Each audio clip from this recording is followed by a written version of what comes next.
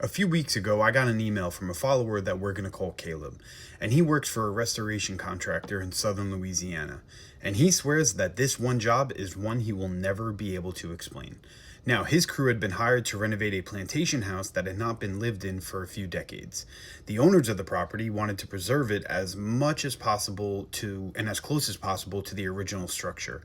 So instead of tearing the entire thing down, they carefully opened up the old walls and they did it one section at a time. And that's when they found something so strange. Now, hidden behind one of the upstairs bedroom walls was a narrow cavity that wasn't shown on any of the original blueprints that the owners had given them. And inside it was a small tin box, completely sealed with wax. And at first, they thought it was money or jewelry, something like that. And instead, it contained a folded Civil War era letters, pretty much. And Caleb said that the paper was so unbelievably well preserved, he couldn't believe it. And across the top was a faded Confederate Union designation and a date from 1863. Now, the letter wasn't addressed to anyone in particular. It looked more like a warning than someone wanted, future soldiers to find type of deal. And the first few lines sounded completely normal. It described troop movements, shortages of food, and Union patrols that were happening nearby. Then, the tone completely changed. And it simply read something about, to any man ordered south through the Black Water, refuse the command, better to face the enemy than what waits beneath those trees. Okay, well, the writer went on to describe how 12 soldiers had entered a nearby swamp after hearing cries for help. They assumed it was wounded men that were possibly trapped after a skirmish. And none of the cries sounded frightening at all. And according to the letter, they sounded actually rather patient. Like whoever was calling knew that the soldiers would eventually come to them. And only one man supposedly returned.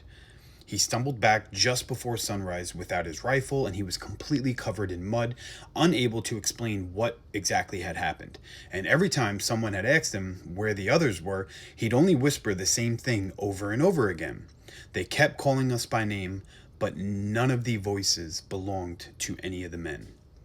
So the letter claimed the surviving soldier had passed away about 3 days later from a fever, but before he had passed, he begged his commanding officer to keep every patrol away from that swamp.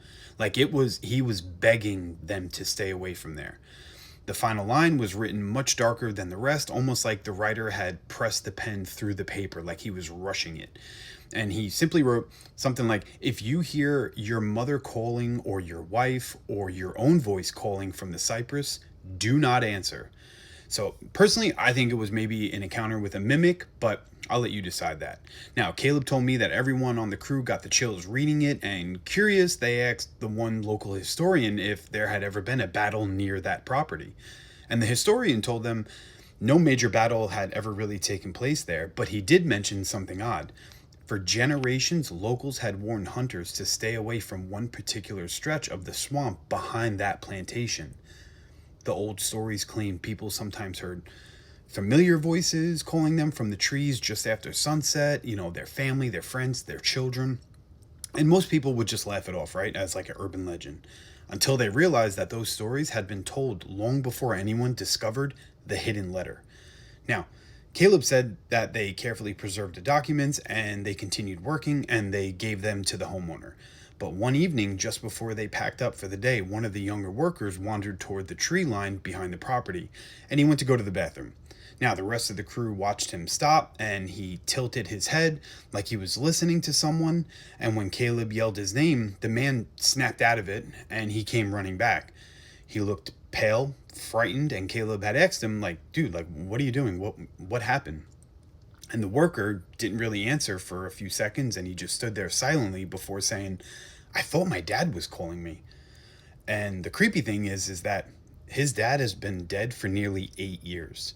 So, needless to say, none of them ever walked anywhere near that swamp again while working there. So, if you're from Louisiana or if you had any similar encounter about this, let me know what you guys think in the comments.